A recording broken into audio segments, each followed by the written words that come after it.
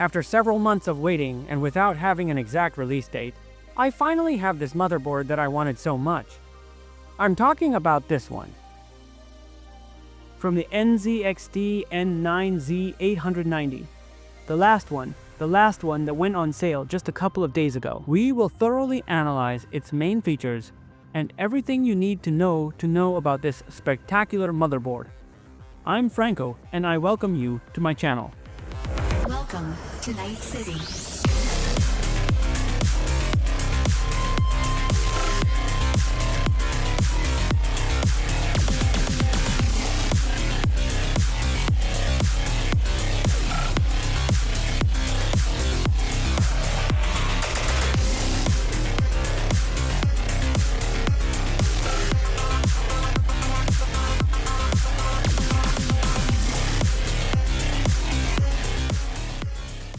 This motherboard features the latest chipset for Intel processors, the Z890 with socket 𝐅𝐎𝐓𝐓𝐄𝐍.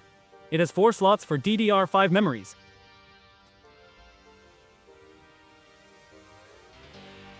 Up to 8,000 half transfers per second, and obviously they work in dual channel. In the description of this video, I leave you a link where you will be able to see the list of all the RAM memories compatible with this motherboard. Here we will see the USB-C connector for the front connector. This board includes 5 PCI Express slots for M2 disks. What are we going to find? 4 under this lid. We just need to pull it up and we're going to find the 4 slots, 1, 2, 3, and 4 slots, of which these 4 are PCI Express 4, and the 5th PCI Express slot 5 is found below this heatsink that you have to unscrew it, and we're going to have it here. Here we have the heatsink, and here we have the connection. I take a closer look.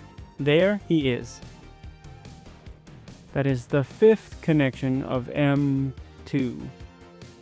It also has 4 SATA ports of 6 GB per second. And here we will be able to see there is the card for Wi-Fi 7 of 300 megahertz. Here we have there. A little closer. There we already have there. We are also going to be able to see the RAM heatsink that is very robust, as you are seeing on the screen.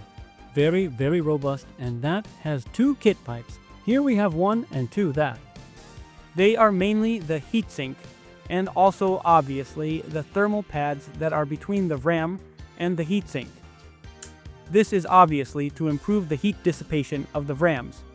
As you could see at the beginning of the video, this board has built-in RGB, both in this part. In this part here, like this, and above the heatsink at point 2. And I was wondering how they make it so that we can remove the heatsink and that it has RGB because you don't see any wire. Well, in this simple way. When we remove the heatsink from the disk, we're going to see a connector. Here we have the connector. Now it's some pins that make contact with these pins on the board that you see there. On one of its sides, the plate, as you can see, has a cover. A semi-transparent plastic where at first glance we can identify the battery in the event that we have to change it.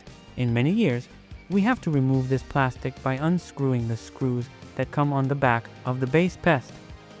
First, we're going to remove the heatsink from the M2 discs and then the trim cover.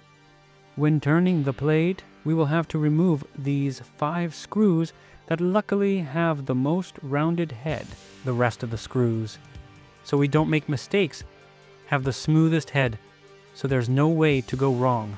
Once we remove the screws, then, in addition to accessing the battery, we can see the board where the RGB and the RGB cable are, which is the cable for the integrated RGB of this board. I remind you that I have a Telegram channel, 𝐅𝐎𝐓𝐓𝐄𝐍, where every day I upload better offers of both technology and computer aliases, and also, of course, the special coupons that come out on AliExpress. So you simply search on Telegram, 𝐅𝐎𝐓𝐓𝐄𝐍 offers. Join, and you already have access to the best discounts. But anyway, I leave you the link in the description. This board, and something very important that you have to know, is that it has only 2 PCI Express slots. One is the PCI Express 5D16X, where we are usually going to connect our graphics card. And another PCI Express also, but 4016X. Why do I say this? Because if you're one of those people, you're either a streamer, or you're a content creator, or a person. Normal, which doesn't do any of this, but uses multiple PCI Express slots for various devices. In my case, I sometimes use a video capture machine, but nothing else. But if you are one of those people who uses more components in the slots, this board is obviously not going to work for you, because in addition to the PCI Express for the graphics card, you only have an extra PCI Express. So keep this in mind before buying. Now let's move on to the connections on the back of the board. We're going to have the button to reset the BIOS. Also, another button to flash the videos. The two connectors for the two Wi-Fi antennas, 7, and HDMI connector, with which you can connect or use a progressor with a graphics card integrated with this motherboard. 2 Thunderbolt connectors, 2 USB 3.2, 1 USB-C 3.2 Type-C, 6 USB ports 3.2 Generation 2, and 1 USB 3.2 first generation. In addition, of course, the gigabit LAN connector, the digital sound output, and the audio jacks, both for audio output and microphone input. We also have a power button and a reset button. It also features an 8-pin NZXT connector. This is how this one looks good. Well, this one is for fans and those frames, which are fans that come in a single frame, that go connected to a controller or a hub. This connector is specifically for those types of fans or cougars that are exclusive to NZXT. Good, and of course the power supply feeder to the motherboard. And here we have one more 8-pin connector for the NZXT fans, and a 12-volt 8+ 8-pin connector for the CPU. The price of this board, of course, as it is just released, as I said a couple of days ago when it came out, is in the Amazon purchase at 499 euros. It's very expensive. It's true, it's very expensive. But hey, I wanted it. I was able to give myself that opportunity. So I bought it, and now it's time to ride it. It's a plaque. I don't think I need to say it, but it's of excellent quality. Of course, I would have liked this to be white. And memory slots too. But hey, that's a bit more superficial. But no, the qualities are incredible as NZXT has accustomed us to. Let's see, NZXT. Let's see if you send me one day one of your products to make a review. I have nothing more to tell you. It is a very excellent plate with a lot of technology on it. Very striking, as you could see in the images with the RGB. This plaque is very beautiful. So that's all there is. I hope you liked it. This review, any questions or queries or comments about this product, you know that you can leave it in the comment box. Without further ado, thank you very much for being there, and see you in the next video. Bye-bye.